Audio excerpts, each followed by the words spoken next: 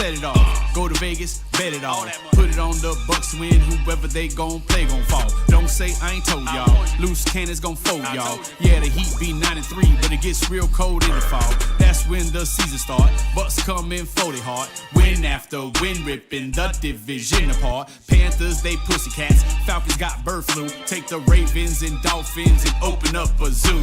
Cause one thing's for sure, better than the Bucs, they show lane. And every day in Tampa Bay, we say fuck the Saints. We in Tampa Bay, baby. 813 going crazy. Tampa, boy. This Bucs podcast be the greatest. Loose cannons blasting on them haters. And we in Tampa Bay, baby. Tell them where you from. 813 going crazy.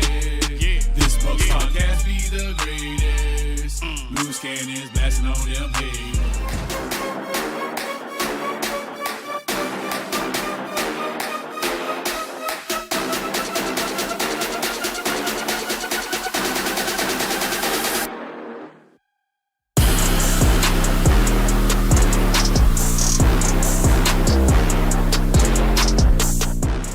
What is up, Bucs Nation? It is Monday, December 30th, 2024, and you are watching the Loose Cannons podcast. I'm your boy, Sammer, and I'm hanging out with my intern, Stank Bastard, who forced us to go late on this glorious Victory Monday, back in first place, by the way. We were late because Stanker, not only did he have to take one shit, he had to take two shits. He literally left after turning his camera on and getting set up and going back to the bathroom, literally running back to the toilet to take another dump, which is kind of crazy because he's been doing that since about 6:40 this evening, folks. He has taken two dumps, caused this show to once again be late. It's never been my fault when we're late. But here we are, okay? Victory Monday. Victory shades are on. No victory shades for Stank because he probably forgot all about it while taking his shit. But let me remind you guys, when it's Victory Monday, that means you get to use the discount code Victory Monday on loosecannonsmerch.com and you save 15% off anything in the store, including our glorious Fuck the Saints t-shirts, which you should all be grabbing. Okay, we've got a bunch of cool shit in there. And listen, if you want your comment read tonight, because we're gonna roll through some topics tonight. But if you want your comment read, you're gonna have to hit us with a super chat. And hopefully our intern Izzy, who should be awake by now, I believe he's still in the closet. Yep, your boy's alive. I'm well. Victory shades are on. Enjoying first place all over again. Yeah, he should be able to let us know when there's a super chat that needs to be read. I'm not too confident. He's got on shades and no actual glasses, so I'm not quite sure how much he can see. He's telling me he has contacts, but I don't quite believe him. Stank. Bucs pounded the Panthers yesterday in front of a live studio audience. All right, and then to top it off, the Buccaneers got to watch the Atlanta Falcons miss a field goal that looked like it was going in, and fuck up some timeouts. Time clock management not very good, and end up losing in overtime. Poetically, like we lost to the Kansas City Chiefs, to the Washington Commanders, who then pushed us right back up to first place. And here we are, Week 18 against the Saints, win, and we win the division for the fourth time in a row, which would be the first time ever in NFC South history for a team to win 4 straight division crowns. Stank, we won 48-14 yesterday. Let's focus on the Panthers. What a fucking day, dude. What a fucking day at that stadium. Is it my turn to talk now? Yeah, I'm giving because you made it seem like I was about to talk, and I was like, yeah, and you're like, and then you know what? From there, I love. And then you just kept on fucking talking. I love doing that to you because listen, it's not bad to edge you sometimes, right? Because you don't really have very good thoughts, and so as if I can get you to build them up slowly over time like that, you eventually have a nice thought explosion, and it's worth listening to at that point. You know what I mean? You just want me to bust all over the show. Did anybody notice that Izzy has like a weird hatch on his ceiling? Izzy, what's in there, dude? Yeah, that's where I keep the extra gators. I don't think they can see it, but let me see if I can lower that. Yeah, I don't know what that is. It's kind of creepy. He's definitely in the closet though. I mean, it definitely looks like that. Anyway, Stank, let's talk about the fucking game. All right, Bucs pound the Panthers. That football game. We won the football game. I don't know if you guys watched till the end, but yeah, it was a good game. And the reason I'm not wearing victory shades is because I'm not ever going to wear them again, because every time I wear them, we lose. I don't know. This team gets full of them. No, this team gets full of themselves, and that's why I'm not wearing them. It's not like I left them in the bathroom or anything weird like that. But yeah, we beat the Panthers, and it got weird late last night. I don't know how many of you guys stayed up to watch the Falcons and Redskins matchup, but holy fucking shit, that game. It's probably why I'm still having the shits since last night. I was holding on to just a lot of energy, and finally I've gotten to release it today. So yeah, fuck the Falcons. You lose. Fuck your Penix. And now our destiny is in our own hands. So, yeah. So, talk about yesterday, man. Let's start at Baker Mayfield. Dude is somehow not in the MVP conversation. I get Lamar Jackson. I get, Joe Burrow. I understand Josh Allen, but this guy deserves to be in that conversation, man. He has the most interceptions of the bunch of the guys I've noted, but he's up there with every other stat. I believe he has the best completion percentage of those guys. Either way, yesterday, Baker Mayfield coming off kind of a handful of, up and down games, some turnovers here and there. He was absolutely masterful yesterday, Stank. He was perfect. I mean, he was perfect quarterback rating there in the first half. Had 3 touchdowns at halftime. Looked ridiculous. Almost 250 yards at the half. Ends up just under, I believe, 400 yards yesterday. 5 touchdowns. He ran the offense perfectly. Everything functioned well. He did his job. He still looks a little weird back there, but I honestly think that's just how his mechanics and how his body functions. I think Peyton Manning kind of looked like that. But the difference is Baker's smaller, so it just looks more jittery or something. But he did his job. He didn't really have maybe a couple of throws that he'd want back. But other than that, man, Baker Mayfield was the fucking MVP yesterday. He was awesome. He ran the offense, got the ball to Mike Evans when we needed Mike Evans to get the ball. Touchdowns. I mean, he just converted time and time again. And it just looked smooth and made the Panthers look like the Panthers. You're welcome, Jonas. Yeah, Baker had a great game. As you predicted, 5 touchdown passes. It got a little weird yesterday. And we'll get into how the entire day started, but something was in the air yesterday. And I don't normally like to stroke your ego because you stroke it enough for everyone. But I appreciate that. I got to witness magic yesterday. It was magic. I can't stop talking about it. I'm telling everybody I know. I stopped this old lady on the street today. I'm pretty sure she was homeless. Don't even know if she spoke English. I told her the story. We're going to tell you later in the show. You have to actually hit the like button, subscribe in order to be able to listen to the story at the end of the show. Poppy Latte's in the chat, chanting Ducky, Ducky, Ducky. One of the greatest moments I've ever had as a Bucs fan in the stadium, which we'll get to later, by the way. And he said there's music playing in the background again. Are you fucking with everybody again, Sammer? Yeah, that was my bad. Anyway, so yeah, listen. We got a super chat real quick, if you don't mind. Yeah, well, go ahead, Izzy. Alvin Martinez 99.99 super chat. Not gonna lie, Izzy is one of us. Hashtag Bucs Nation. Haha, new guy rubbing off on us. AKA I miss Latte. Where he at? He's in the chat. And why are you reading that like a kindergartner reads? Because I fumbled my Dr. words. Seuss book or something. I told you he can't see. I told you. I mean, I can see. Wait, go full screen again, bro. Look at him. You look like a fucking RoboCop with those glasses on. By the way, you look like Robo Ray Charles. At least I have my victory shades on. That's true. Stank, he did get you. I'm not wearing them. I told you why. You guys noticed something, by the way. You guys noticed something? Izzy's rocking the Stank reverse mutton chops. Got rid of the stash. Looks like Stank's. Take off those shades so we can show them how you truly do look like Stank. Yep. What? Yeah, that's Stank's. Whoa! Yeah, right? Whoa! Stank's kid. All right. Stank, I asked you. I brought up Baker Mayfield. You didn't say Latte's son away. That's not my son. You didn't say anything about Baker Mayfield just now. The topic is about Baker. I talked about Baker, and you just said you witnessed magic. Yeah. What? Can we try to be a show tonight? Just try. Baker Mayfield. He threw the football well. 300 and something yards passing, 5 touchdowns. No, come on, give me thoughts on him. Come on. I'm giving you thoughts. No, you're trying to give me stats. I could get Izzy to give me wrong stats all night. Look, I'm the stats guy here. He's throwing to fucking Naughty Miller and Payne Durham and Jaden McMillan and Jalen McMillan and all the McMillan. Who's that? All of them. Jaden McMillan is literally the best player on the team right now. 6 touchdowns in the last 4 weeks. All right. Shout out to Jaden and shout out to Jaden Perez in the chat. Yeah. Shout out to you, buddy. Wish you were here. I want to hear your stupid voice and see your stupid face. But listen, anyways, I digress. How did McMillan get so good, you think, over the last 4 or 5 weeks? I think bullying. We bullied him into it, right?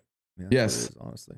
Yeah. Sammer is the master motivator yet again. It's working, right? The only guy I hasn't worked with right now, honestly, is Trey Palmer, who, I mean, get him off of special teams. Yeah, enough. Yeah, he needs to be on a special bus out of this town. Special bus. I mean, I think he has talent. We're not using him on offense for what he's good at, which is going down the field. Even if we just throw the ball up there just to hope for a pass interference, we don't use it. I don't know why we're not doing it. I get it. Maybe, whatever. We'll find out if he gets used that way in the playoffs. But on special teams, enough is enough. Let's put Raheem Jarrett back there, Cameron Johnson. Put anybody back there who knows that once his heels hit the 10, he's not going backwards. He's not catching it at the 3, hoping to make 50 guys miss. But anyway, yeah, Stank. Baker Mayfield proved why he is the man on this team right now, why he's a stud. He's a franchise quarterback. He's literally the MVP of this team, in my opinion. He's the MVP of this team. Yesterday, put it on his back. He was fucking phenomenal, man. He was just awesome to watch and see it again in person. And the whole season's been that way for this guy, man. I really can't name one game, maybe one game. I think maybe the Broncos game, I would say we kind of lost because of him. But other than that, man, I really think he's done everything he's supposed to do. He's been an absolute dog this year, man. It's been awesome. It's been different. You said it.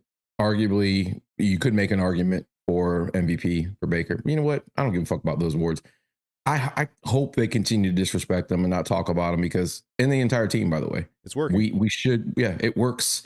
It works when everybody's counting us out somehow, some way. We play our best football when everybody's not talking about us, or the pressure in the building, and everybody's just, banded together. Did you see Mike's interview after the game?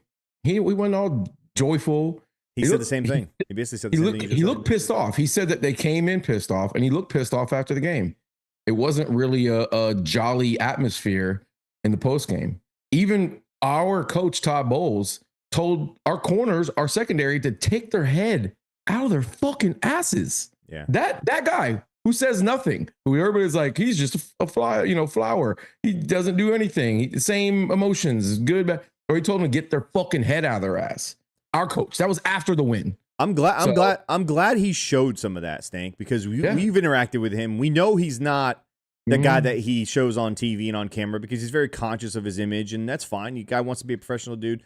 Players love playing for him for a reason, because he doesn't throw them under the bus. But behind the scenes, like even guys like Rashad, who are on the offensive side, had told me, like, this dude gets on them. He absolutely gets on them. He just doesn't show that publicly, and he doesn't throw his guys under the bus. And so for him to come out which we didn't see because we're at the game, right? I hear this on the way home. He goes, he's basically, just like he's telling the defense, he's telling TV, the defensive backs to take their heads out of their asses. That's like, what? That's a BA type of comment, dude. Yeah, that was awesome. That was awesome. That he went into halftime.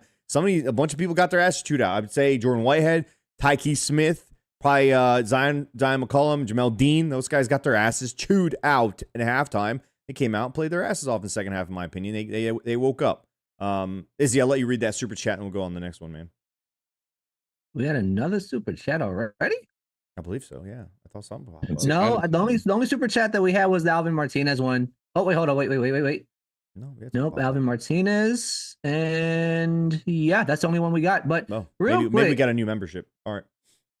Real quick, though, but just to go off about Baker Mayfield, 4,279 yards passing. That's second right now. He's tied for second with touchdown passes with 39, 59.5 QBR.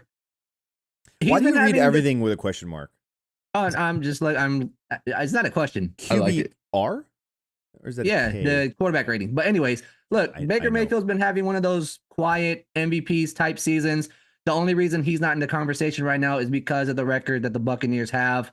I think that shouldn't be a factor when it comes to MVP talks and altogether. If you're able to hold yourself within the top 5 for what is it, 17 weeks we're already in, and he's been top 5 all this time, there's no way that he should not be in the conversation.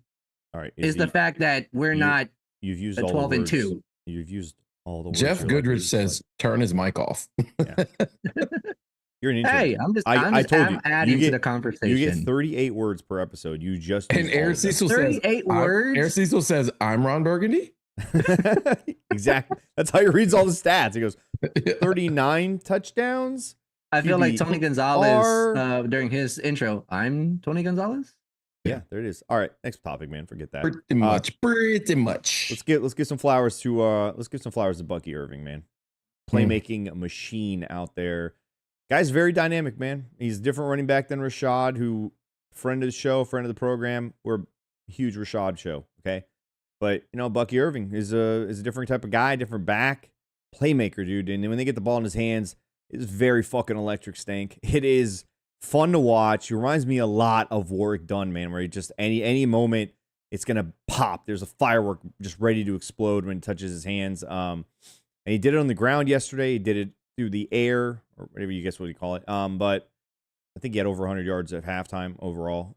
Dude was awesome yesterday. I believe he should have had a touchdown, but that still would have counted towards Baker. But man, what a fucking guy, man. He got 1,000 yards this season.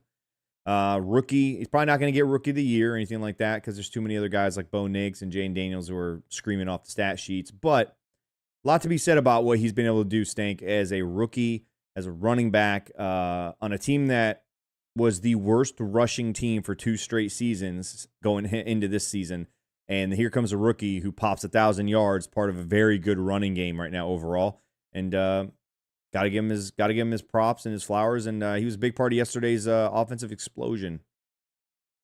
Some might say huge part of he is Oregon Duck, by the way.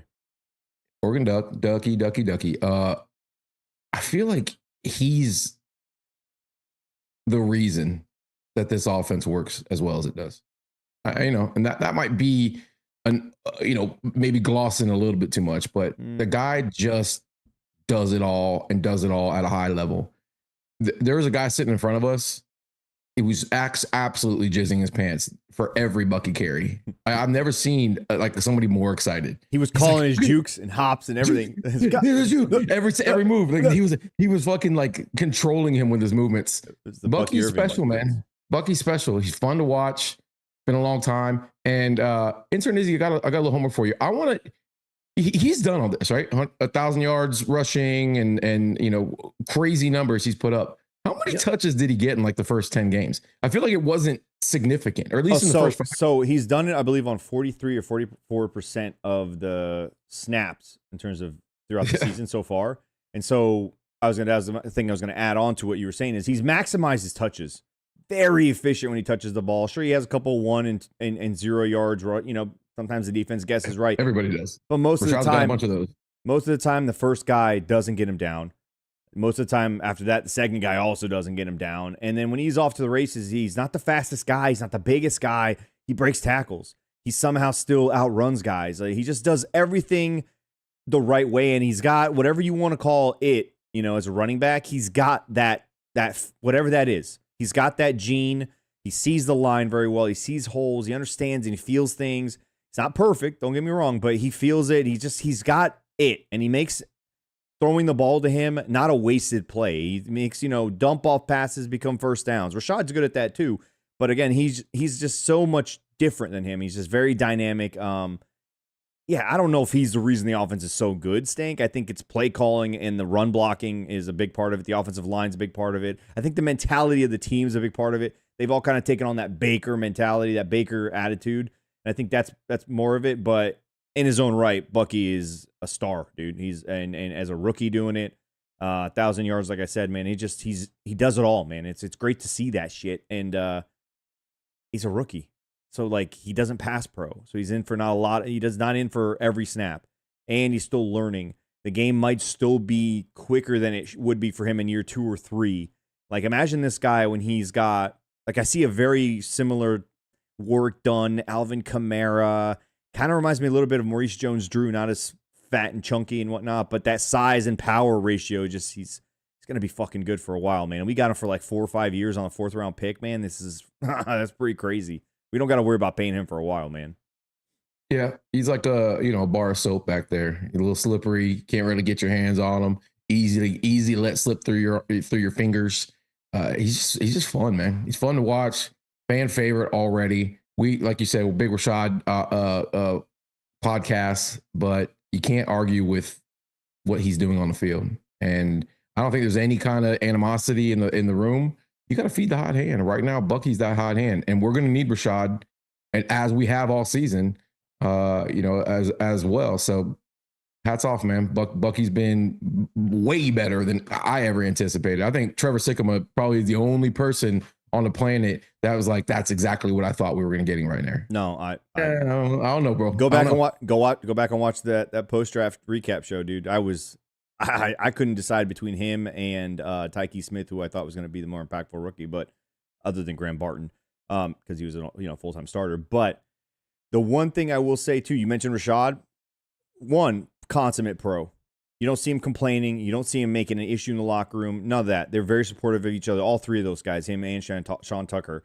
But the stuff that Rashad is doing on the field has to be, you got to give him props and credit for it in terms of stepping up, being the guy that pass pros. There's a bunch of plays yesterday that we saw where if Rashad doesn't step up and punch a linebacker in the mouth, Baker's probably getting sacked, or Baker's probably running out of that pocket, or Baker's probably not making the throw down the field to a plethora of guys who were just wide open almost the entire day. So hats off to Rashad being able to kind of do his part, doing what he's being asked to do. And you just, got to be a pro. And when you're asked to touch the ball and you get your chance, you do what you can, right? And they're going to, just like we saw, when Bucky did have to miss a game or two or whatever, right? We have a pretty good room in there. And I think that speaks a lot, Stank, to that culture and that locker room in general, right? These guys don't care. They're, the Mike Evans kind of, that mentality, I think, permeates through that whole locker room. It doesn't matter if I get my touches, if we're winning and I'm doing what I'm supposed to do, and that's all they're asking me to do, and we're winning. That's all that matters. The team first culture is a real thing on this team, man. It's awesome. Yeah, definitely. Get banned, Hank. Shut the fuck up and get out of the chat, dumb bitch. Anyways, I was distracted because we just had an unruly person in the chat room, and we love our chat. Okay, we love you guys, all of you. I'm gonna put my arms around you and give you a big old hug. Hey, Stank, that homework assignment that you decided to throw my way, I got the numbers for you. But before I do that, to everybody out there, like and subscribe. You want your comments read? Super chats. Donate your money. We'll read them on air. All right. Got that out the way. Numbers. Okay, so Bucky Irving, 20 carries, 113 yards, 5.7 yard average, 4 receptions off of 4 targets for 77 yards. But what has somebody asked you to do? But wait. I'm getting there. Overall, this season, Bucky Irving has only had, I believe, 1 game where he hasn't touched the ball more than 5 times. Every single game, he's either touched it up to 8 to 10. About 4 or 5 games, he's had about over 12 to 15 carries. That's not what we. The last few games, he's had about 20 carries. How many touches did he have in the first 5 games combined? That's what I want to know. Let's see, 9, 7, 16. All right, let us know when you're done doing that, dude. What the fuck? Why are you giving the guy can't read, and he told us that we were averaging 17 yards a pop or 170 yards a pop the other day. Like, just 70. That was the 70 yards of pop versus the Chargers. Yeah, this guy clearly doesn't do math well, Stank. And you gave him a math question, and you also not good at math yourself. So it's just I'm not good at math unless you're counting money. In total, 188 carries altogether, but in those first 5 games combined, you're looking at about 40 carries. Okay, so 45 carries. Yeah, okay. More than I thought, but still, this guy's doing it. Sharing the load. And my point was, imagine that he was the lead back from the get-go, how much better his numbers would actually be. It's just impressive, period. James Meyer, I got to read. It's not a super chat comment, but it's a great comment. He goes, holy smokes, I can't imagine the other dudes that showed up for the LC job fair. Yeah, pretty bad, actually. To say that Izzy stood out would be Izzy's quite one telling. of us, man. Yeah. All right. They never told me This that. goes- They never told me that math was going to be a thing. But hey, I'm Yeah. learning on the fly. Yeah. Yeah, this Wait, is- wait, I'll wait, just wait, tell wait, you, wait, we don't wait, judge wait, people. wait. Bry over here just turned Izzy hooked on Phonics University. Yeah, pretty much. We're Pretty gonna much. get a sponsorship for you, man. I think it's time. I want to help you. I want to help you read better. Bucking 52 touches, 44 carries. Yeah, see, that guy did it in like 10 seconds, and you went and gave us all the stat Well, nonsense we didn't ask you apparently. for. All right, Izzy, that's enough. Stanker, let's talk about Mike Evans. I mean, Let's talk about Evans Mike. was Mike Evans yesterday. Was there when we need first downs. Was there when we need to convert touchdowns in the red zone. I mean, they ran to the line of scrimmage. They couldn't even contain themselves just to throw him the ball on that second touchdown. First one, you saw what I did, Stank. We had that like gap of like 2 or 3 seats to my right there. I walked over to an old lady who's never seen me before, has no idea who I am. I put my arm around her. I go, hey, see that over there? She's like, excuse me? I go, look down there. Look at it. It's a Mike Evans touchdown about to happen. She's like, what? And I was like, just look. Here it is. Mike Evans touchdown. It's coming.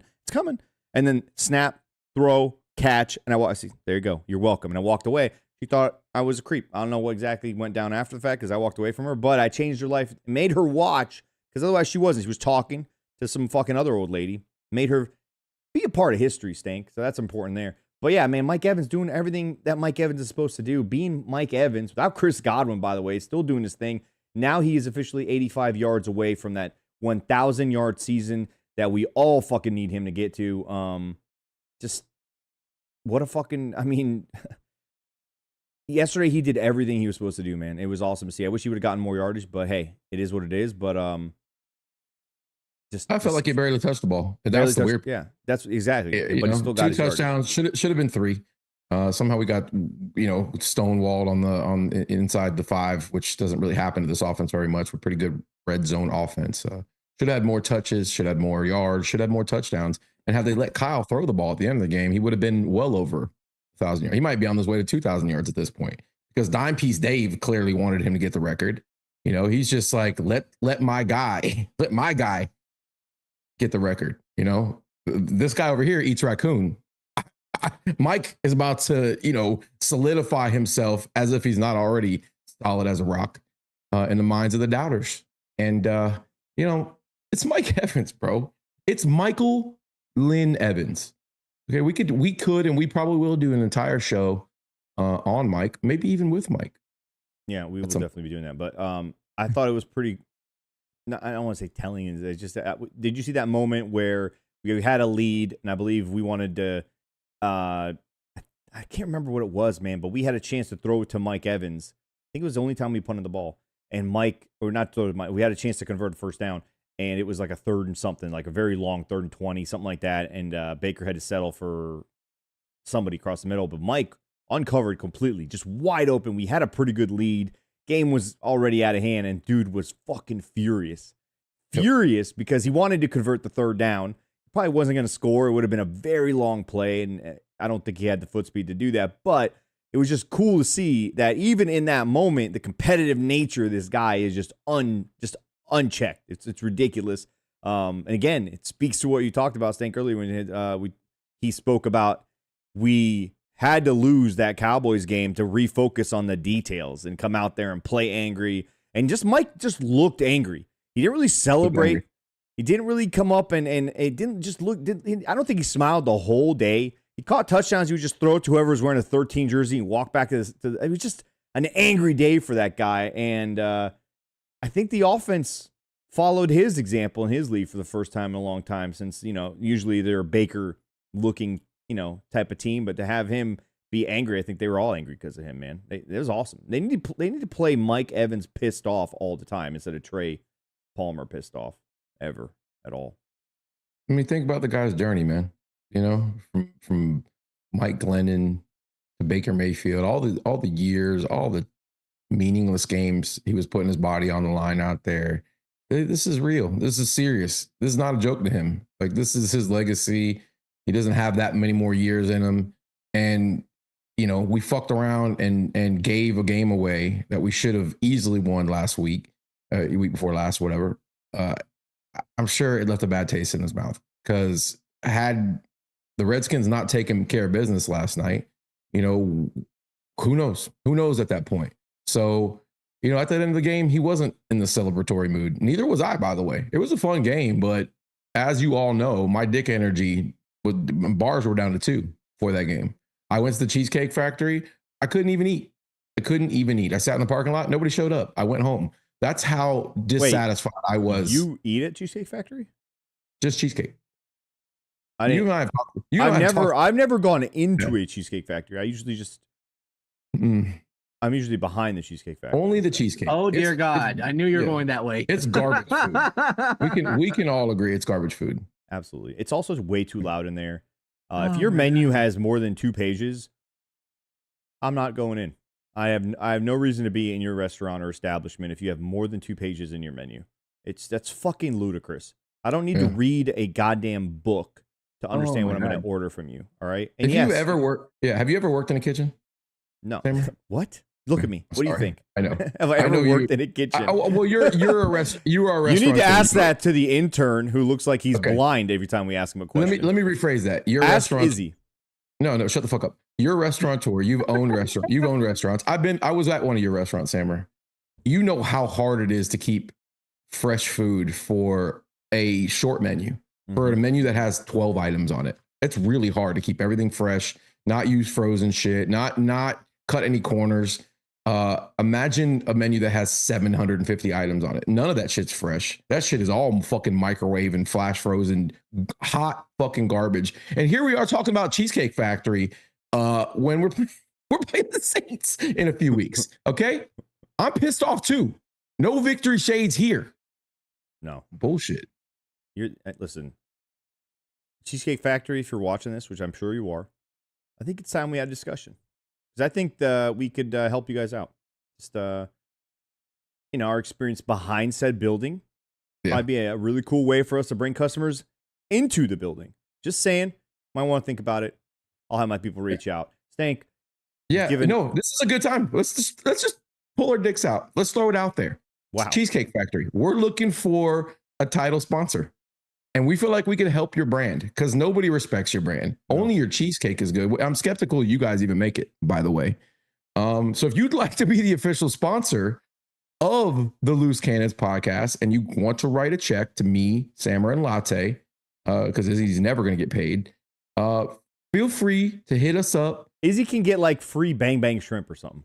I'll hook you up, Izzy. Don't worry. He seems like a Bang Bang guy. Yeah, he's a Bang Bang guy. 100%. He's a Bang Bang guy. Speaking of Cheesecake Factory. No, so check this out. Listen, the only Cheesecake Factory I've actually ever stepped foot in is the one in Jacksonville because it is, how they all design them to look different and shit? That one looks like Agrabah. It actually looks like it's a scene from Aladdin. So I went in there thinking we were going to be on magic carpets, getting served pasta or whatever the fuck they serve, thinking cheesecake was the main deal in there. I walk in, all of a sudden there's a fucking, a damn phone book menu sitting on the damn table. No, by the way, no magic carpets. None whatsoever. Nobody wearing cool hats. No monkeys coming up giving you drinks and menus. It was a fucking farce. It was a complete farce of a fucking front. Hated it. So I never went back. And ever since then, I've hung out outside and behind the Cheesecake Factories because that's where the real fun's at. You know what I'm talking about? So I've heard. Stinker, I blame you for that. Yeah, nerdy gamer girl knows what we're talking about. I blame you for that. You blame. All right, so hey, Greg DeCruz, I'll take an Oscar Mayer wiener. That'd be a great name. Whoa, hey yo. Let me rephrase that. I won't. Hey yo, pause. Maybe I will take an Oscar Mayer wiener. I think you will. You've said it to me. You try. Especially if you're paying me. Yeah, I mean, right. Yeah. I feel like you should just do that. So let's talk about the defense, Stank. All right, a lot of people pretty upset at them in the first half. Todd Bowles clearly upset at them in the first half. Looked like they just weren't doing their jobs. Said something to him in the locker room. They fixed it, but they played a pretty good game, man. I honestly think they did what they're supposed to do. They made tackles and they're supposed to make tackles, which is what you're supposed to do with this defensive scheme. I still think Jamel Dean has. Yeah, I think I'm officially done with that guy. I'm just looking forward to him no longer being here. But he's here for now, so we'll be very supportive, or as supportive as we possibly can. Not a big fan of his hips. But let's talk about the pass rush, man. We signed Shaquille Barrett, who we didn't even come on here and talk about yet, okay? We'll probably maybe talk a little bit about him later on the show, but it's funny. We signed him. I'm annoyed. We signed him Oh yeah, Still doesn't respond to my he still doesn't respond to my text. Shaq, I know you watched the show. Yeah. What's up, bro? I saw you respond to Sammer's text. So I thought he responded to you too, right? So we were talking. I was talking to him on Saturday. No, I didn't know he did not that. respond to me. Rude. I get there on Sunday and you tell me has Shaq responded? You go, yeah, we're talking to him all day on Saturday, and you're like, oh, look, he just left me on red. So no, listen, it's funny. We signed this guy, and then the very next game, every edge rusher on the fucking roster made a play. Even JTS made a play. It wasn't a pass rush set, but I mean, he had some pressures. He ends up making a punt block. We had Chris Braswell gets his first whole sack. Then we had Anthony Nelson out there. We had, who else made? Yaya Diaby goes out there, makes a fucking play, gets himself a sack. Kalijah Cansey, what a fucking dog, dude. The guy who shot through that gap on that stunt. I thought it was Levante fucking David. How fast and powerful that hit was on that sack. 5 different guys had sacks yesterday, Stank. Defensive line did everything they're supposed to do. Just got after Bryce Young, and eventually Bryce Young just couldn't handle it. Started throwing balls away early, started throwing balls away where there were no guys, and it just kind of fell apart for that offense and Dave Canales, and he just had no idea what to do with him. And it was good to see the defensive line wake up, man, as a whole unit, not just Vita and Cansey. It was fucking fun to watch. A little old school buck ball kind of feeling that day. Definitely. Because we're going to need those guys to step up. Our secondary isn't going to stop a whole lot. So if we have any hopes of making a run once we get into the dance, those guys are going to have to step up. And hopefully we get healthy when we got some dogs back there again. You know, we get back a little bit of strength. And somebody earlier with Antoine Winfield disrespect. I see it a lot now. I don't understand it. I don't know where it's coming from. I don't really spoiled. Yeah, I guess so. Yeah, I guess our fan base is spoiled. So imagine taking Antoine Winfield Jr. for granted. What?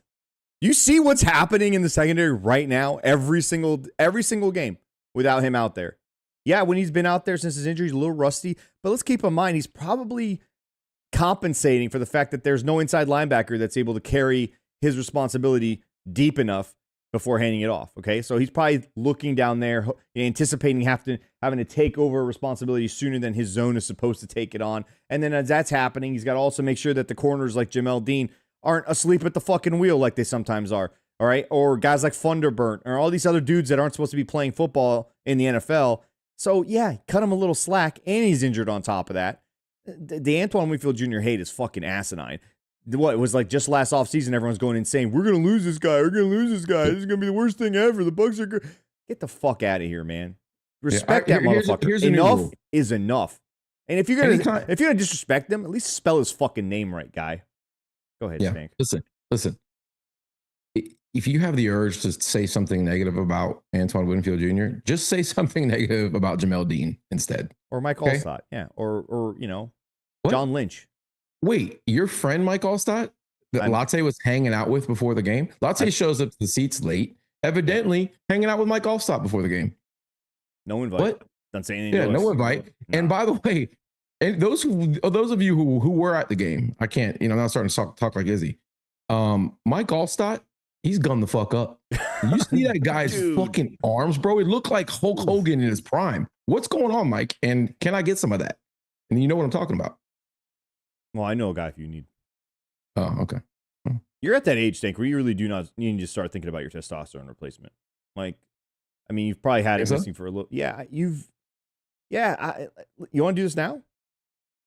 Yeah, I mean, why not? Listen, this is an open book here. Yeah. For those who are new to the show, we've got about 150 people watching live right now. We air it all out here on this show. We always have, and we always will. We fight.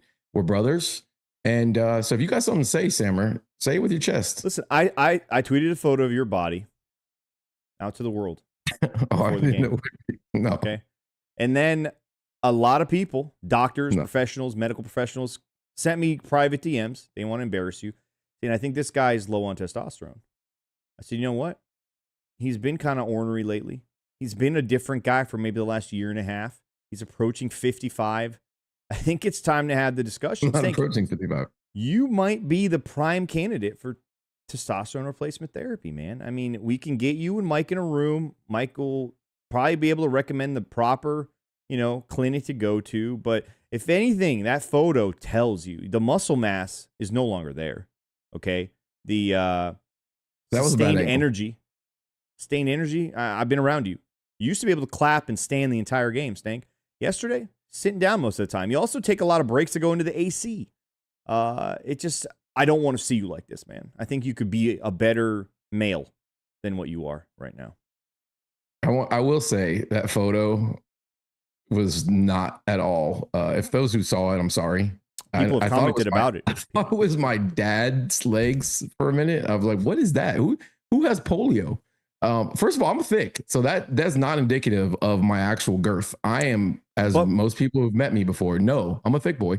So I don't. Yeah, breaks in the AC. Thank you, B-Shuck. Okay, I get hot flashes. All right, I'm in perimenopause, evidently. So stop judging me just because I get a little red.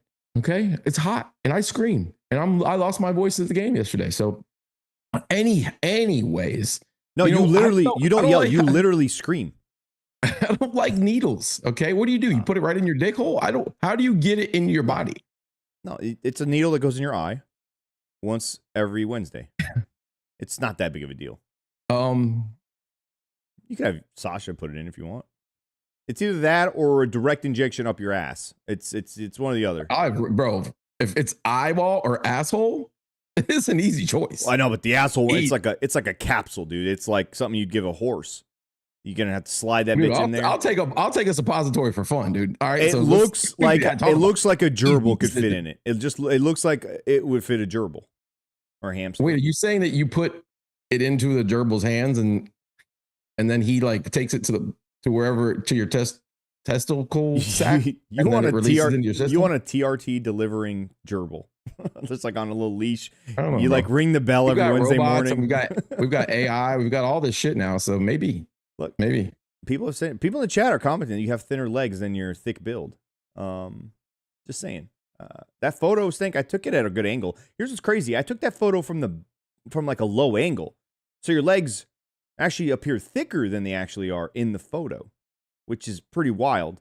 But yeah, man, it's time you fix that, man. Honestly. You've given me something to think about. I'll say that. Hey, listen. And for those who are watching this show and are thinking about liking and subscribing, now's the time. Right now, we're running a end of the year 2024 deal where you hit the like button and it's free. And then you hit the subscribe button for free. And then you put the little bell icon and that's actually free. Next year, I can't guarantee it. It's Trump America, and we might start charging for the like button. So right now, hurry up. We're blowing it out. All right. Jump in there, hit the like button, subscribe, and donate if you want to. I don't really care. Disney Abled is right. That testosterone therapy sounds like that shit that happens behind the Cheesecake Factory. Listen, that's a different kind of testosterone therapy, bro. That's oral. That's an oral testosterone therapy. Yeah, that's an oral delivery system there behind the Cheesecake Factory. I'm good on that. Let's talk about what everybody wants to talk about. Everybody wants to hear us talk about, which is do the Bucs have a mascot controversy on their hands?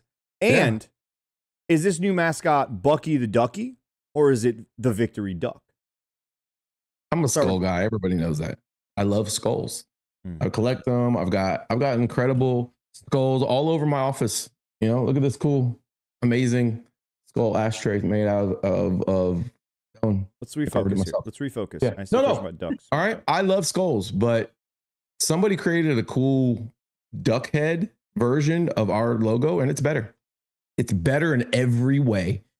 And sometimes the universe speaks, and you need to listen. Everybody in that stadium, outside of Jalen McMillan and Jalen McMillan, and what's his name again? Jaden McMillan? Whatever. That guy McMillan. Everybody outside of him, it was the best day of their life. Seeing that duck come down from the heavens. Sam, you're a storyteller. I'm gonna hand it back to you. Here's the thing, though. See, so everyone sees the duck when it lands, okay? And then some of them see it when it's kind of floating closer to the field of play, okay? But only Stank and I missed two plays.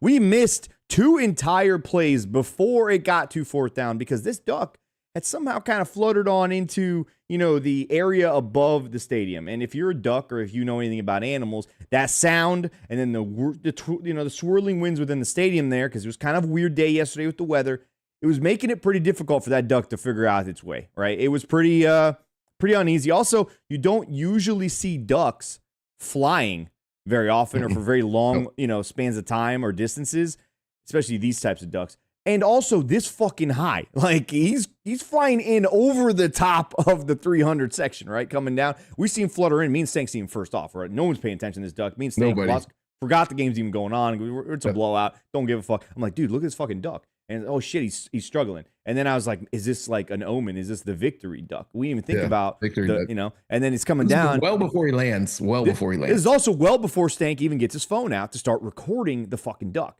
Right? Then it gets closer. It swirls around once. I just lost my light. All right. It goes around a second time. Right. And then we're like, oh shit, is this guy going to get out? And me and Stank are kind of rooting for him to get it, figure out his way, get across the stadium, get over the 300 section again and go on home. And then he starts floating again a third time and he comes getting closer to the field and Stank takes out his phone. And then some of these other people start noticing a little bit and it gets closer and closer. And we're like, oh shit, it's the fucking victory duck. And then I noticed at that point, somehow it's fourth down. All right. No one's paying attention to the game at this point. Everyone's watching the fucking duck. Stank and I haven't seen the entire drive or possession for the Panthers at this point. Right. Gets down. Duck lands. We're like, oh shit. I just start screaming victory duck. I'm thinking this is it. Like he's solidified the win. It's a fourth down. We're not even paying attention to the fourth down. I didn't know there was a blocked punt until all of a sudden I look up. JJ Russell celebrating in the fucking end zone. The duck hadn't moved. The duck didn't even move. It just stood there. Wasn't phased whatsoever. Referee comes over, tries to move this motherfucker, right? He's trying to like kind of, nudge him off. He's just standing there. He doesn't want to, he's like, I like this spot. This is where I'm staying, dude. And then he kind of tries to nudge him again. He gives him a little fakey move and ends up like nutmegging him. Isn't that what they call it when you go between someone's legs? Izzy in soccer, right? Yeah. Nutmeg. Yeah. So he nutmegs this fucking old man. And then they kind of like had to finagle his way and kind of nudge him to the sidelines. I don't know what happened after that. But man, what a fucking moment, Stank. This duck enters the stadium and the entire atmosphere just changes in that building. It completely changed. Yeah. The Buccaneers were reawakened. It felt like we were watching the Super Bowl, honestly. That's the kind of I mean, look, if I had hair, if I had hair on the back of my neck, they probably would have stood up, man. It was pretty wild. Pretty wild day. I've seen the GOAT in person many times now, play in that stadium. I'm a duck guy. Ducks over goats all day long. Okay, so that was a cool story, and it went exactly like you described it. But I need to go back to before the game, okay? Because this is where it gets. I need you to tell this. This is the part where you have where it gets really weird, okay? And I'm kind of a mystical guy. I believe in all kinds of weird shit. Okay, energy. My parents were hippies. I was nude and barefoot most of my life. I've hugged a tree many times. I've made love to the ground. Okay, I believe that the universe sends us messages. So we're pulling out of my house. We pull onto old Martin Luther King Jr. Boulevard. And for those who don't know, I drive a Jeep. And we're going down MLK, and I see a beautiful Jeep. And so as Jeep people do these days, I pull up to him and I'm like, cool Jeep. And I got a little duck on my dashboard. And he rolls his window down. He's a Bucs fan. He's got Bucs flags flying. And I toss the duck into his Jeep. And then he proceeds to open up his center console. We're sitting in traffic and pull out the biggest duck with fucking Donald Trump's hair in a little suit. And he throws it to me. And I'm like, holy shit. And I've never seen a toy duck. Like nobody has something like that in their car. So I give it to Sammer. We start to drive. He takes a picture of the duck and tweets out, what is it? Huge day for the Buccaneers today. Incoming. Day. Yeah. It's a huge day. Huge day of a duck before the game. It was all ducks all day. And then listen, bro, there are no coincidences in this world. This is meaningful in some way. I'm thinking about getting a tattoo of a duck. I want a duck. We talked about it all day today. We're talking back and forth. How do I get a duck? Should I get a pond? Do I even need a pond? I had ducks as a kid because, like I said, weird parents. So listen, I encourage every one of you guys tonight to go out and get a duck of some type. Because I know I'm showing up to the game Sunday against New Orleans with a fucking duck. I can promise you that. Let me listen. Think. I have a compound. I have a lot of animals. Okay, I have like tons of ducks. Okay, I mean, you name the duck, I probably had it, and I've probably eaten that duck. All right, but I'm not going to be eating any more of these mallard ducks. They are no longer going to be allowed on the menu at the Ali compound. But here's the thing: I was accused of putting out the tweet of the rubber ducky and then bringing a duck that I planted into this whole story. Right? They accused me of that was one of my mallards. It was not. Okay, but it will be. I am on a current crusade with Loose Cannon's Leprechaun, who looks like one of the dudes from Duck Dynasty. Okay, and we will be finding that exact duck, and we will be finding him a home either with me or with one of these, habitats around here, and we're gonna make sure he has a front row seat to every Bucs home game. Okay, I don't know what it's got to. Even if we got to like build a makeshift lake habitat that is like contained in like some sort of glass aquarium scenario. I mean, carry with us, put it down there on the sidelines, on the Bucs sidelines, by the way, by the end zone. Maybe he could chill on the fucking pirate ship, Famer, Georgia has a bulldog on their sidelines. Exactly. Why can't we have a fucking mallard duck, right? And it's no coincidence, by the way, that we have Oregon Ducks on this team. No coincidence that Jaden or Jalen McMillan, or both of them, don't like Oregon Ducks, okay? I believe Todd Bowles said it was like watching the Jetsons and the Flintstones. That's how fucking cartoonish and outlandish it was to see this duck laying on the field. Well, listen, Todd, I love you, okay? You have one of the worst, if not the worst, special teams coach in the entire history of the NFL. And yesterday, his fucking unit, which is the worst in the NFL, blocked a punt because the duck was on the field. So, all due respect, you need to respect the duck. It's not Jetsons and Flintstones. This is your new mascot. This is the rallying cry of this football team. Remember the rock that Gruden had with the whole pound the rock? Okay, this is what we pound the mallard. Okay, whatever you want to call it in the locker room. Maybe on the way out they slap the fucking duck on its ass or something. But that duck is the official mascot now, Stank. We just have to name it. Is it Victory Duck? Is it Bucky the Ducky? Like plethora of names. Bucky the Ducky. It's got to be Bucky the Ducky. Narav, who I feel like he often has the chat of the chat of the night, the comment of the night. He said replace the parrot on the pirate ship with a duck. It's obvious. Oh my god! It's obvious that needs to happen, right? So, right.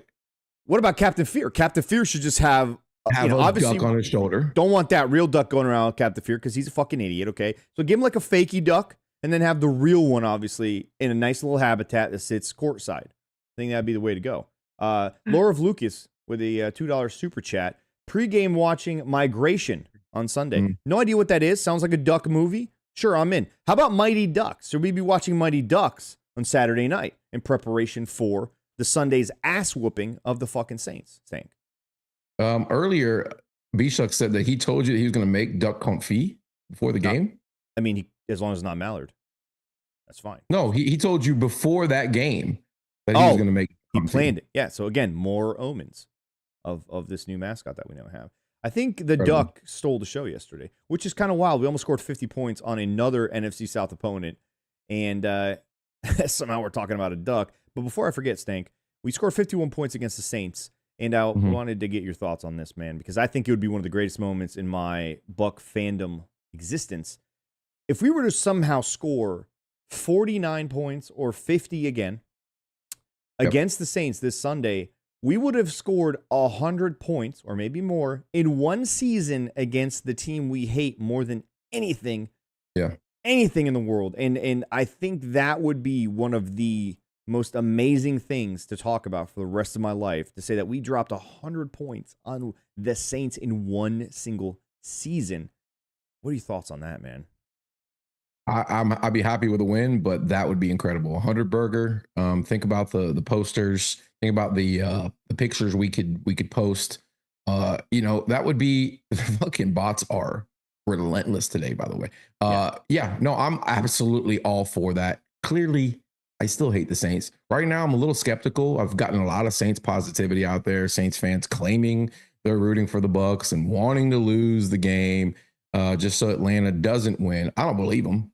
I don't think you guys should believe him. Don't fall for the banana in the tailpipe. All right. Jono's been known, for his dark magic. So whatever he's saying, he's actually saying the opposite. Or he's saying the opposite. I don't know. I'm confused. I don't like it. I don't like feeling warm and fuzzy vibes from these people. And I don't want it. I don't want it. It's fuck the Saints. It's our most hated rival coming in here. Fuck rivalry. It's the most hated team ever. Cam Jordan's still going to be on the fucking sidelines. By the way, Cam, come to see you. Come to see you, bud. Yeah. We're going to be visiting Mr. Cam Jordan. We are. Yeah, I hope he plays on the Saints team forever. I really do. I hope he never retires. I hope he just chases a ring forever on this team, though. On this Saints team, he never gets to leave. I think that would be the ultimate kind of revenge for us as Bucs fans, to see him have to suffer through the nonsense.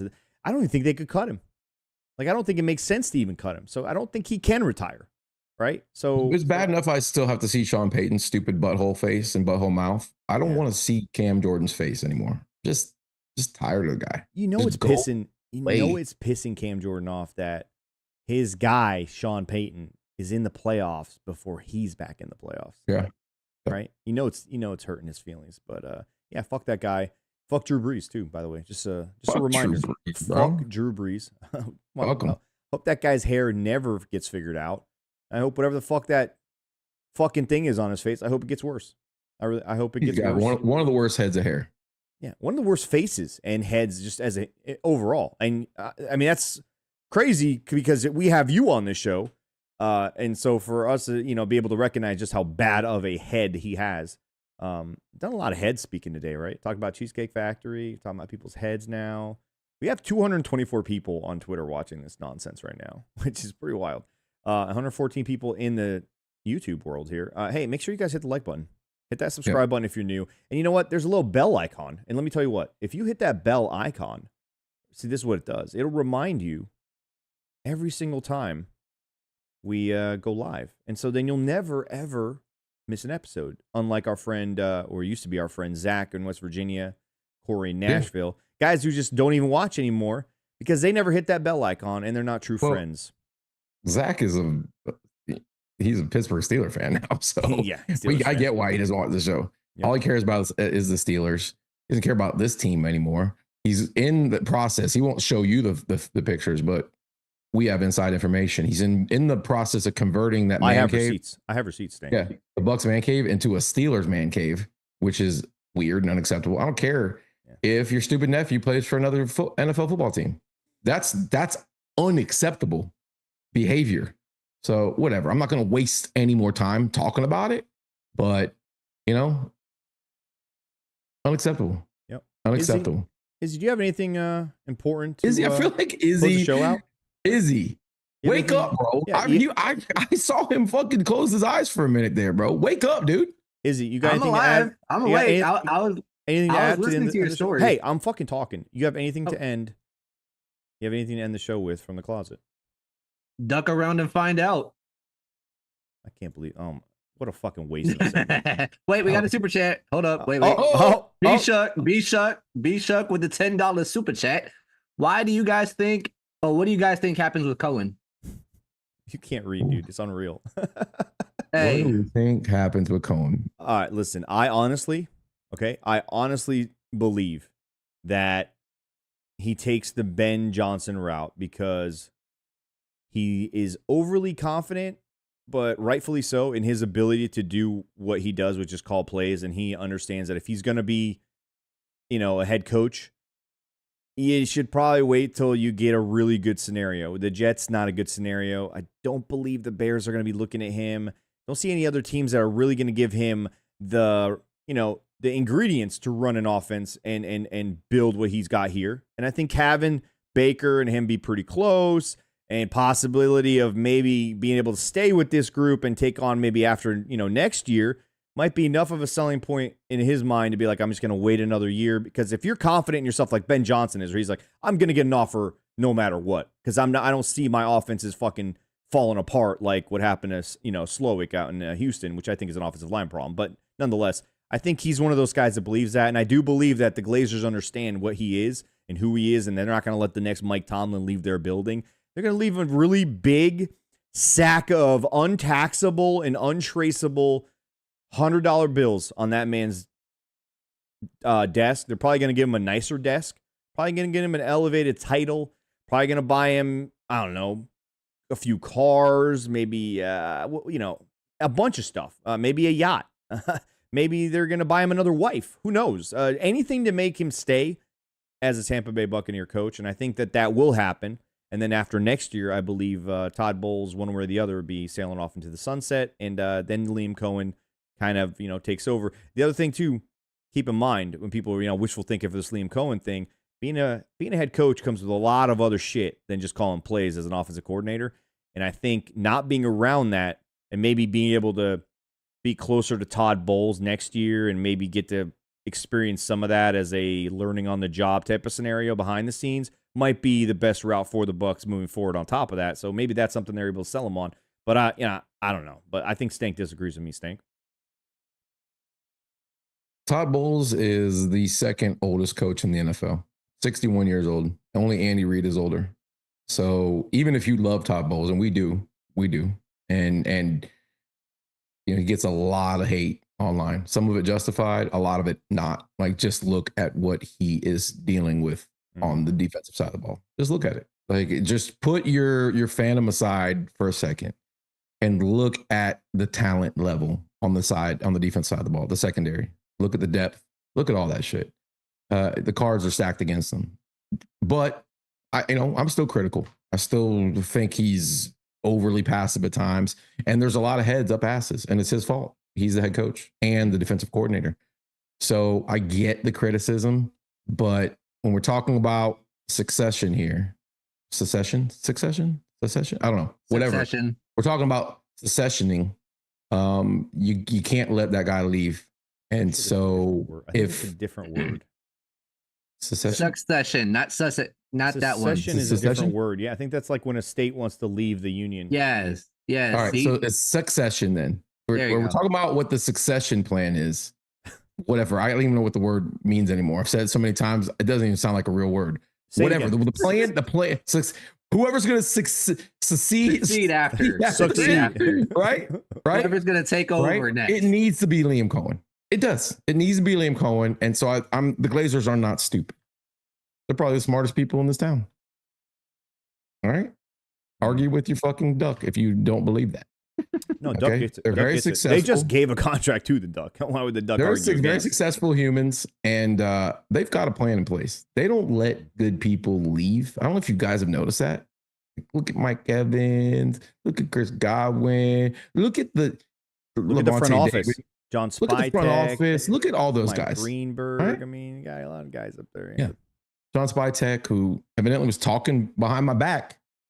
Mr. Spytek, I heard the streets are watching. You heard about your size problem, dude, and he didn't like. I don't have a size problem. So he said, he specifically told me to tell you, fuck off. What? I actually, wait. Spytek was talking about actually. You can go fuck off. That's true. I know for a fact he did tell me to fuck off. And listen, I probably deserved it. But sometimes you gotta set and send a message. And you can set a message too, but I sent one. Not sending a message or anything. It's small, dude.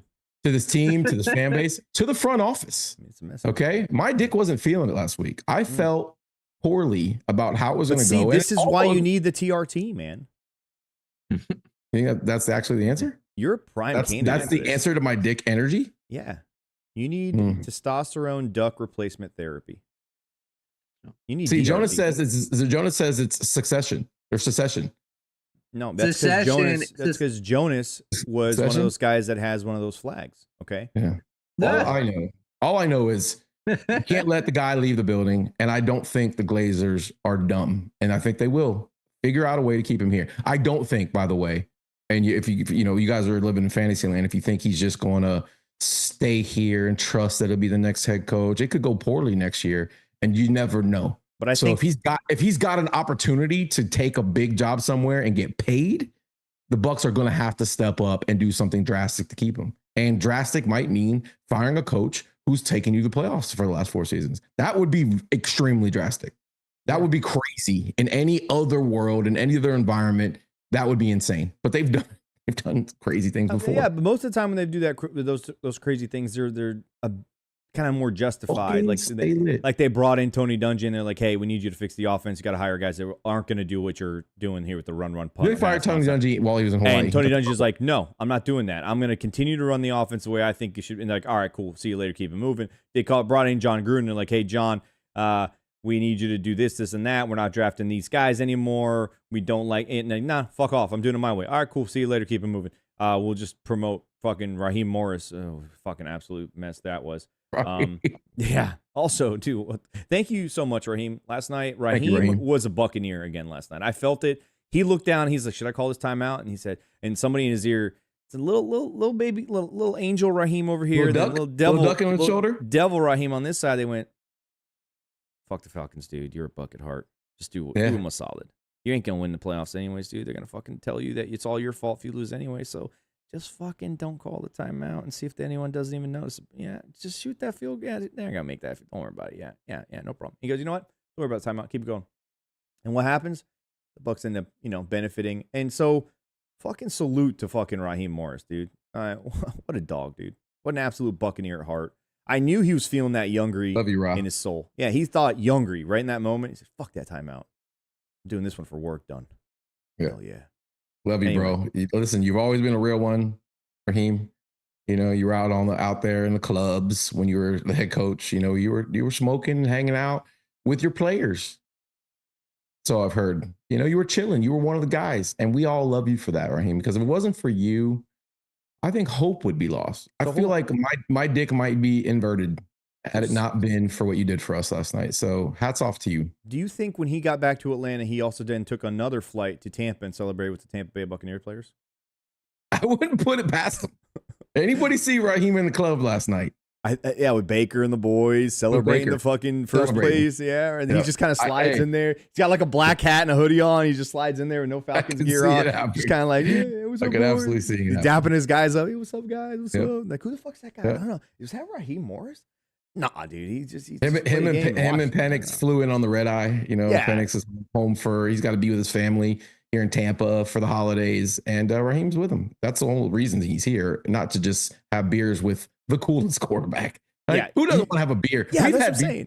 We've had shots with Baker. It's pretty cool. It's pretty fun. So that's what I'm saying, Stank. I think he was down in there, and then as he's like, saying hi to the guys and everything, he's kind of in.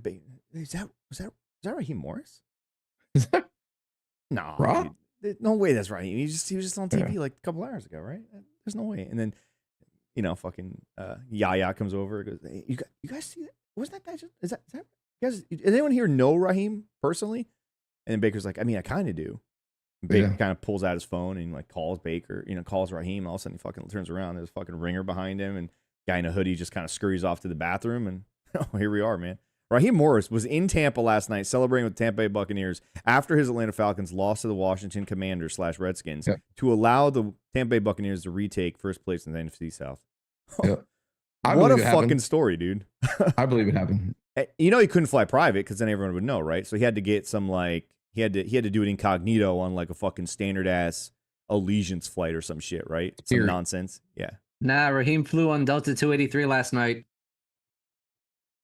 Oh, he did. Yeah, he did flow. He flew on Delta 228-3. Oh Lord! Oh, he flew Spirit. Yeah, I think. Yeah, I feel like he had to because otherwise he would have been caught, right? He had to fly one of those ones that has Spirit Airlines, bro. Spirit gets a bad rap. Anybody else? You like those? You like those garden chairs that you get to sit on? I like the garden chairs. They allow me to be barefoot on the flight. I mean, it's kind of the brand. I want. They never ever say anything to me. Yep. I can just do what I want on those. It's the only airline I've ever been on where the floor is covered in mulch. Like that's the look they're going for. It doesn't really make sense, but you could spit. You could kind of just pour out your drink. Yeah.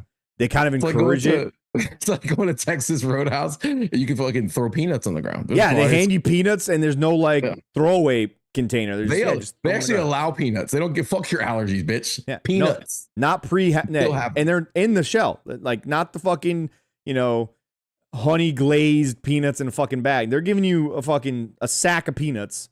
All right. And you got to crack open and just toss Hey, Spirit, holler at us. I would love this to be the Loose Cannons podcast sponsored by Spirit Airlines. Why not? Why the fuck not?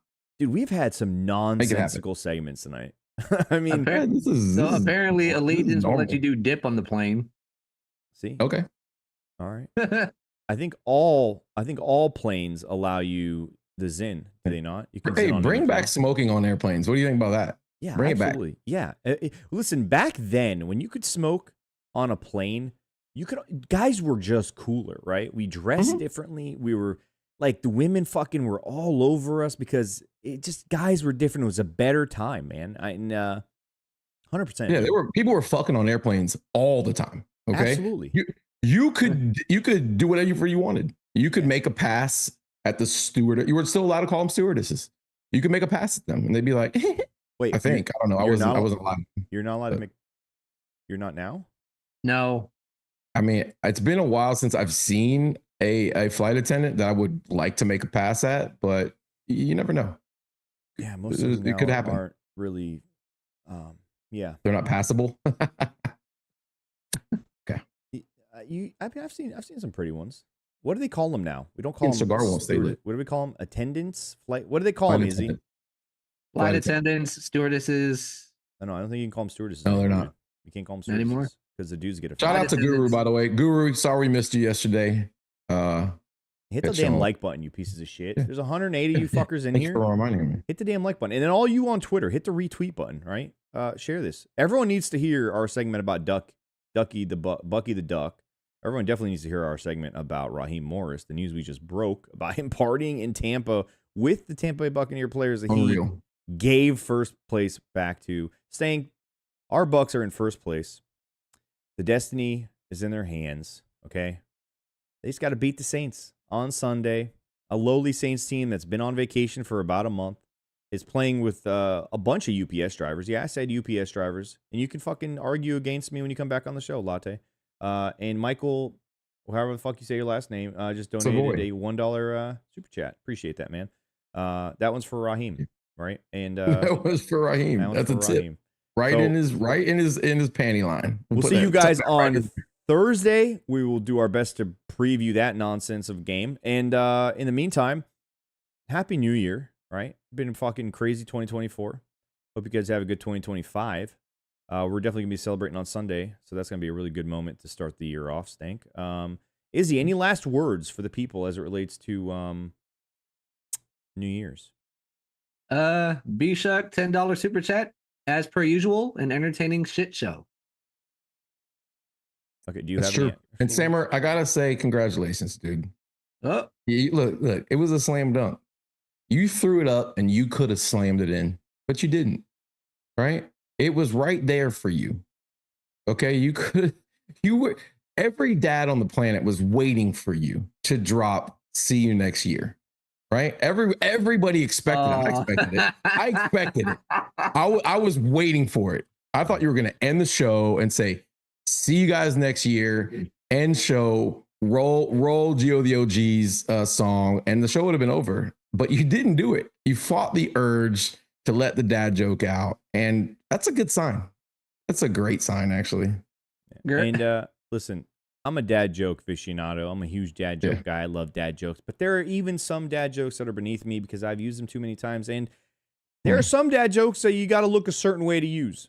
That particular one, you got to have the New Balances, the khaki shorts, and the tucked-in white T-shirt with the fucking belt. And you got to look a little bit paler than I look. Well, actually, more like you. You're pretty pale. With this light, yeah. But, yeah, I, that one is not a dad joke that I'm even allowed to use. So I can't do the "see you next year" guy. Can't do that one, all right? And that one usually doesn't work unless you're at a Home Depot or a Lowe's. And Girly Gamer Nerd nailed it. Brian Shusher, or B-Shuck as we call him, she says they should use the super chat donations and put them towards Izzy's phonic classes. I was going to read that super chat. I was going to read that too. That's 100% true because that's Izzy, really become the that's become the purpose of the show. We're now a 501c3 and we're raising money for Izzy. So I can read better. Let me tell you guys one last thing before we leave. Next episode, we will have a goal attached to our show, and that goal will be 10 super chats. If we hit the goal of 10 super chats on Thursday night's show, Izzy will have to do one of two things. He will have to record another video of him doing 25 push-ups, or he will have to record a video of him running 2 laps at a local high school football field on the actual track. That's too easy. Too easy? He needs to read a passage out of like a famous. No, that's torture for us, though. That'd be torture for us. I really feel like he needs to read a full paragraph out of a. We'll let the biggest super Shakespeare. We'll let the biggest super chat decide. Izzy will read live on the air. The super chat will go towards the fun. We want to send Izzy. Rob says the Odyssey. Yeah, the Odyssey. He needs to read the Odyssey. Cecil says Dr. Seuss. No, that's too easy for you. I know you got Hop and Pop memorized. We ultimately want to send off the Quran.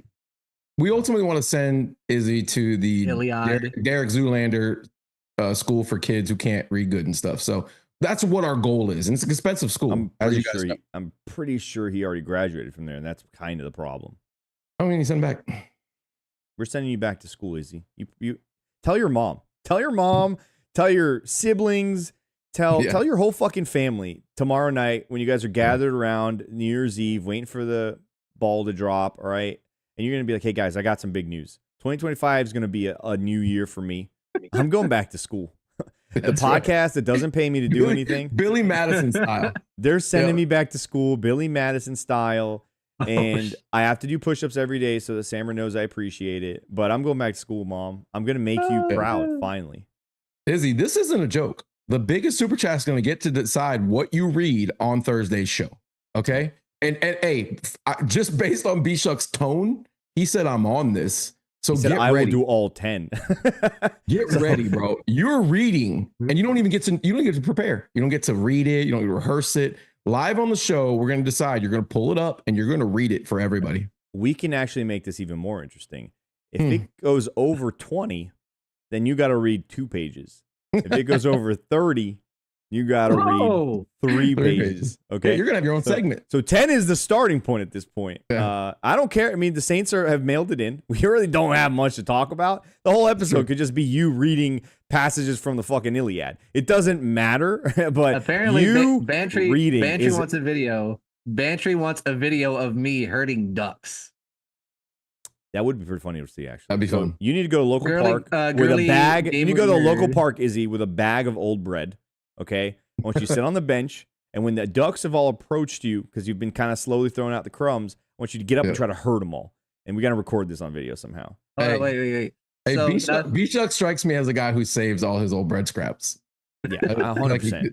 100%. B-Shuck, how often do you go to the local lake or park and get rid of those bread crumbs, scraps of bread that you got left over? Yeah. Hey, B-Shuck, do me a favor and film yourself feeding the ducks. He sits on the game. Well, hold on, Stank. He's not a walk around hand. He's a sit on the bench guy, right? He's a sit on the bench. He's got a special bench for sure. I guarantee you they've done a segment on him on his local news station, right?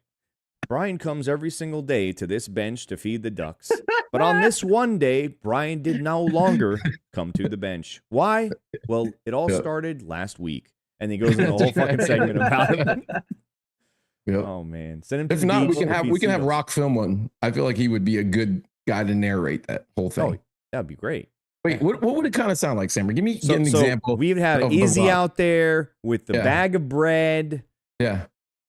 Here's a guy. He's coming out there. He's got an entire bag of bread. He's got a bunch of leftovers. Got a lot of hungry ducks. We saw the duck on the field. A lot of guys saw it. A lot of people went crazy. And now all of a sudden, we got a guy, an Izzy, who's going to hand the bread out to more ducks. Hopefully more ducks make it back out to the stadium. It's going to be pandemonium. It's going to be crazy. And you know what? Rock is going to be there for you so that you know, that I know, that you know, that we know about the ducks. So make sure you don't miss out next Thursday. Actually, this Thursday. I'm sorry. Rock misspoke. This Thursday, Izzy's going to try and read out of a book. Make sure you make your super chat donations. It's going to be fun. It's going to be great. And you know what? Everybody in the locker room knows what's going on. They understand the mission at hand. They know what needs to happen. And it starts with the bread and the ducks. I love it. I love it. That's how we end the show. Bye, guys. Go Bucs. Go Bucs.